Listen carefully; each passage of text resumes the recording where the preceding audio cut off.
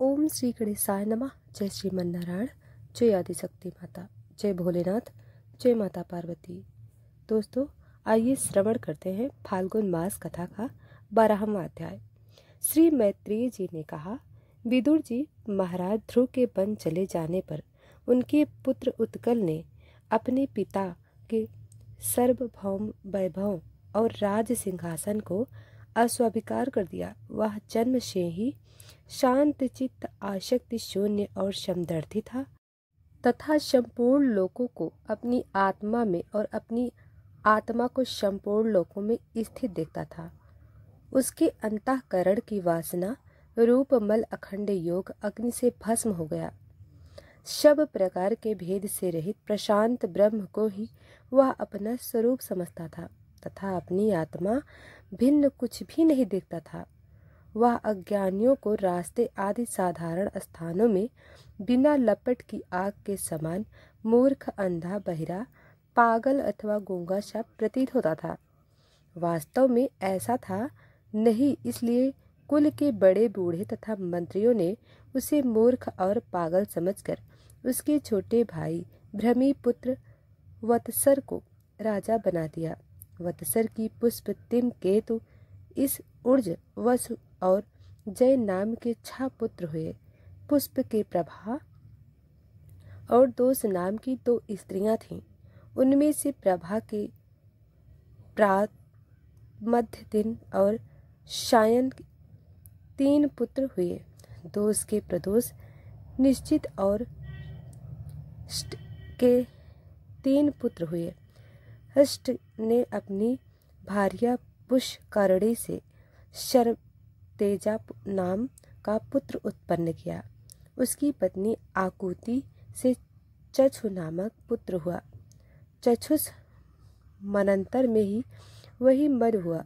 चक्षु मनु की स्त्री नड़वा से पुरुकुश, त्रित, दमन, सत्यवान, ऋत, व्रत, अग्नि, इष्टोम, अति, रात्र, प्रदुमन, शिबी और उन्मुख, ये 12 सगपालक उत्पन्न हुए। इनमें उलम मुख ने अपनी पत्नी पुष्करणी से अंग, शुमना, ख्याति, कृतु, अंगिरा और गया 6 उत्तम पुत्र उत्पन्न किए। अंग की पत्नी सुनीता ने क्रूर कर्मा वेन को जन्म दिया, जिसकी दृष्टता से उद्विग्न होकर राजर्षि अंग नगर छोड़कर चले गए थे। प्यारे विदुर जी, मुनियों के वाक्य वज्र के समान अमोघ होते हुए उन्होंने कुपित होकर बेन को शाप दिया, और जब वह मर गया तब कोई राजा न होने के कारण लोक में लुटेरे को द्वारा प्रजा को बहुत कष्ट होने लगा। यह देखकर उन्होंने बेन की दाहिनी पूजा का मंथन किया, जिससे भगवान विष्णु की अंशावतार आदि सम्राट महाराज पृथु प्रकट हुए। विदुर जी ने पूछा, ब्राह्मण महाराज, अंग तो बड़े शीलवान, साधु स्वभाव, ब्राह्मण भक्त और महात्मा थे। उनके वेन जैसा दुष्ट पुत्र कैसे हुआ, जिसके कारण दुखी होकर उन्हें नगर छोड़ना पड़ा? ब्राह्मण, आप भूत भविष्य की बातें जानने वाले में सर्वश्रेष्ठ हैं, इसलिए आप मुझे सुनीता के पुत्र वेन की सब करतूत सुनाइए। मैं आपका श्रद्धालु भक्त हूँ। श्री मैत्रेय जी ने कहा, एक बार राजसी अंग ने अश्वमेघ महायज्ञ का अनुष्ठान किया। उसमें वेदवादी ब्राह्मणों की आवाहन करने पर भी देवता लोग अपना भाग लेने नहीं आए। तब तवीज ने विस्मित होकर यजमान अंग से कहा, राजन, हम आहुतियाँ के रूप में आपको जो घृत आदि पदार्थ हवन कर रहे हैं, उसे देवता लोग स्वीकार नहीं करते। सृज की बात सुनकर यजमान अंग बहुत उदास हुआ। तब उन्होंने पूछा, सदस्यों, देवता लोग करने पर भी यज्ञ में नहीं आ रहे हैं और न सोम पत्र ही ग्रहण कर रहे हैं। आप बतलाइए, ऐसा क्या अपराध हुआ है? सदस्यों ने कहा, राजन, इस जन्म में तो आपसे तनिक अपराध नहीं हुआ है। हाँ, पूर्व जन्म का एक अपराध अवश्य है, जिसके कारण आप ऐसे सर्वगुण संपन्न होने पर पुत्रहीन या आदि आप पुत्र की कामना से यज्ञ करेंगे तो भगवान ईश्वर आपको अवश्य पुत्र प्रदान करेंगे।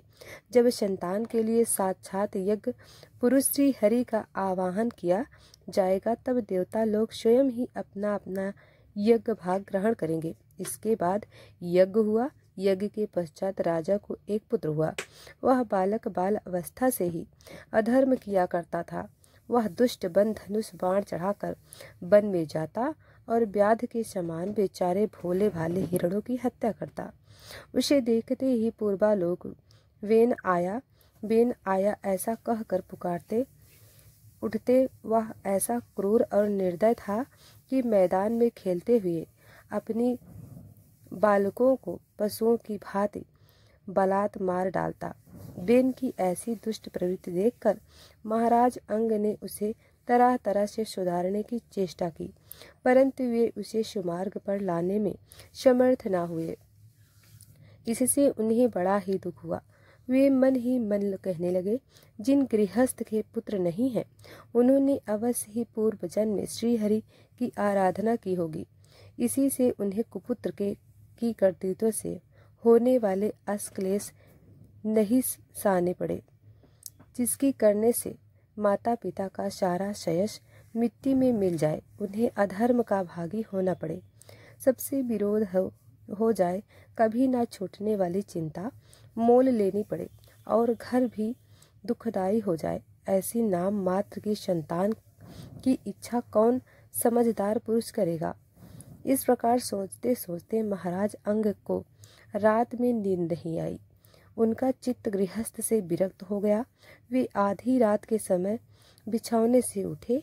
इस समय बेन की माता नींद में बेशुद्ध पड़ी थी।